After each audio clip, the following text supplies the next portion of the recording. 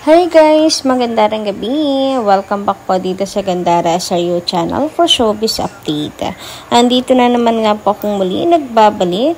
Ang nagmamaganda na yung kachismosang Kim Pao, wala na nga pong iba. Ang lokaret na si Gandara upang maghatid sa inyo ng latest update and fresh happenings patungkol kina Kim Chiu and Paolo Avellino. And para nga po sa gabi nito, ang tatalakayin naman po natin at pag-uusapan ay may kinalaman nga rito sa ganap ni Kim Chiu. Grabihan si Kim, no? Sobrang busy, sobrang dami pong ganap ni Kimi. So, ayun nga, mga tungkol sa mga trabaho ni Kim Chiu ngayon natin pag-uusapan. Kahit po dumaan ang masungit na panahon, ayan, konting pahinga lang talaga. Pero bago pa lahat, sa mga di pa nakaka-subscribe sa ating channel, pakiclick lang po tayo na subscribe button at notification bell na nariyan sa baba para mag-updated po kayo at ma-notify tuwing may bago tayong chika at balita hinggil sa Kim Pao. Basta po mga balita at chika na may kinalaman kina Kim Chiu and Paolo Avellino, sagot na po natin yan. And para sa mga namimiss po si Paolo, ito yung mga bagong update tungkol sa kanya, no? Ayan, napaka-pogi naman po talagang siyang tunay. Anyway, ito na nga pag-usapan natin ang tungkol sa ganap ni Kim Chiu, ang pagbiyahe nga po niya from Cebu. So, ito nga po may event si Kimi for Tanduay. Ayan, syempre, ang ine-endorso ni Kim Chiu. Grabe dami niyang ganap, no? Ito nga po ang sabi, kaya pala nasa CDO si Kimi. Ayan, kahit po siya po ay mayroong taping for The Alibay, nasa Cebu, talagang si Kim Chiu ay pinag-aagaw yung oras niya, no? And sabi ni Kimi dito, see you tonight. So, ngayong gabi po, ang ganap ni Kim Chiu for Tanduay, the #1 rum brand. So, simple lang naman po ang hiling natin para kay Kim. Iba yung pag-iingat and dawapoy kabayan siya parate. No? Saan man po siya magpunta. Sobrang daming ganap ni Kim Chiu. Sobrang hirap din ang kanyang schedule, kanyang ginagawa, sa kanyang action scenes. Sana ingatan siya parate. Sa kanyang mga biyahe, events, ingatan po siya parate. And dahil masungit po ang panahon, palipad-lipad si Kimi, syempre nasa Cebu siya, 'di ba? So nawa po ay wala po talagang maging aberya. Samantala, dumako naman tayo sa pagbabasa ng comment mula po kay Madam Marlita Aurea Rodriguez. Magandang gabi po sa inyo. At ang sabi niya rito sa kanyang comment, hello, Gandara. Ang mga bashers papansin lang yan kasi yung idol nila wala nang pumapansin. May paisa-isa nga silang pinupost pero sila lang din ang pumupuri. Iilan lang din sila na nag-uututan. Masabi lang na naguutuan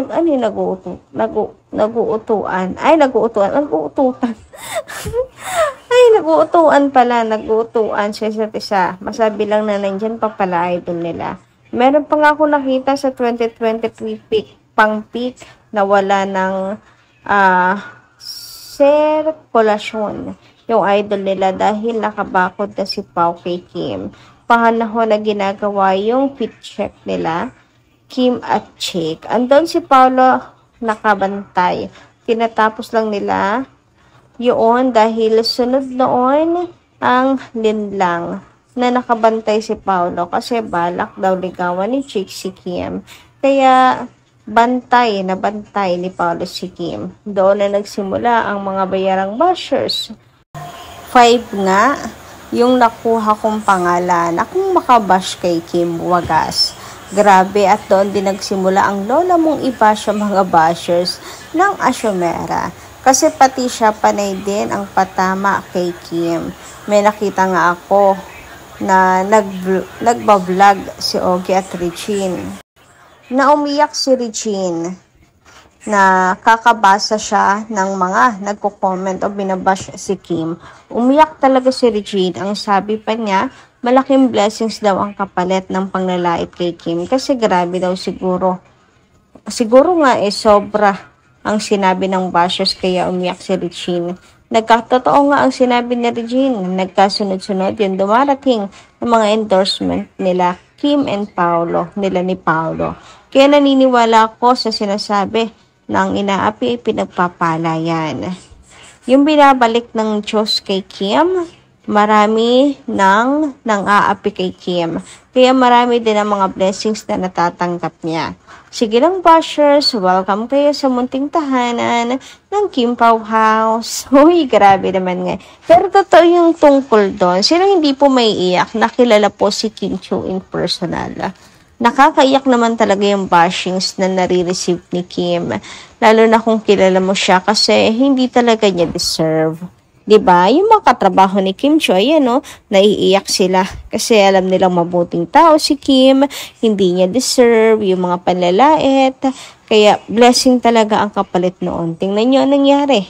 'Di ba po? Ay sunod-sunod ang blessings na natatanggap ni Kim Chiu. Sobra pa. Sobrang biyaya yung natatanggap ni Kim. Sabi naman dito ni Ma'am Annalyn Hiccup, basta ako 100% na sila na. Bahala dyan. Ang ayaw maniwala dahil sinusubaybayan ko si Paolo kung papaano niya titigan si Kim at kung papaano niya hinangad na makatrabaho. Ingat gandara, maulan. #Kim Pao. Ako, thank you so much, Madam Annalyn. Alam niyo sigurong sakitin ako, kaya iingat niya ako, lalo na't masama ang panahon ngayon. Eto nga, buti. Oy, matatag ako ngayon. Charot. Anyway, ayun nga, sa mga nasalanta ng bagyo pala guys, sana po ay ligtas po kayo at wala pong, sa mga nadaanan po ng bagyo, wala naman pong nangyaring masama. And syempre, sana hindi po malaki yung epekto sa inyo. At saka tungkol naman sa kung papaano titigan at papaano hinagad ni Paolo si Kim, masasabi mong ibinigay ni Lord yun Biruin ninyo kahit dekada na yun nakalipas, pero ibinigay pa rin ni Lord kay Paolo yung hiling niya na yon. Kaya paano hindi mo masasabing tadhana yan na pinag-cross yung kanila pong landas. So, diba? And who would have thought na papatok pala ang kanilang love team. I also agree sa sinabi niyo na bahala yung mga taong ayaw maniwala kina Kim and Paolo. Bakit nga ba natin papakalman pa sila? Di para sila sa buhay nila kung ayaw nila maniwala. Tapos kapag panalo tayo, di para sila dyan umiyak. Charot. Welcome naman po kayo sa Kim Pao House. Ayan, sa mga bashers, not too late. Kung gusto niyo mawala yung stress niyo sa buhay, suportahan at panoorin niyo po ang The Alibay. Baka sakali mabawasan yung init ng ulo ninyo. Sabi naman po dito sa comment ni Ma'am Latin Home Hunter, shoutout, Miss Gandara, pag-partner nga sa iba, diyan na masisira ang love team ng Kim Pao. Ang bias na tuloy, imbis na tuloy ang pagsikat ng dalawa, babagsak yan. Dahil maraming magalit na mga Kim Pao fans. Hindi naman dapat partner sa iba dahil magsasawa na ang dalawa. Bakit kailangan pang gawin nila yan? Sikat na silang dalawa. Bakit kailangan pa nilang bumaba at i-partner sa mababa? Hindi kami papayag na mangyari yan. Nagsisikap nga ang mga fans na maging number 1 ang Kim Pao sa lahat, tapos gusto nila hatakin pababa. Kim Pao lang sapat na. Kim Pao forever. God bless you both. Take care always. Ako, thank you so much, Lot and Home Hunter. And yan din po ang kutob ko pa nagkataon. Yung akala ng mga nangliling kay Paolo, sisikat din sila kasi pinag-uusapan. Hit na hit ngayon si Paolo. Sorry na lang kasi sabay-sabay pong babagsak. Because Kim Pao talaga yung may chemistry. Kim Pao talaga yung magic So, kung sakali na magtagumpay nga kayo at mahila niya si Paolo, wala rin pong mangyayari doon. Kaya guys, huwag kayong mangamba. Huwag kayong mag-alala. So, yun lang po muna aking update ngayong gabi. Maraming salamat po sa inyong pakikinig. Kita-kits po ulit sa susunod natin chika. Maraming salamat.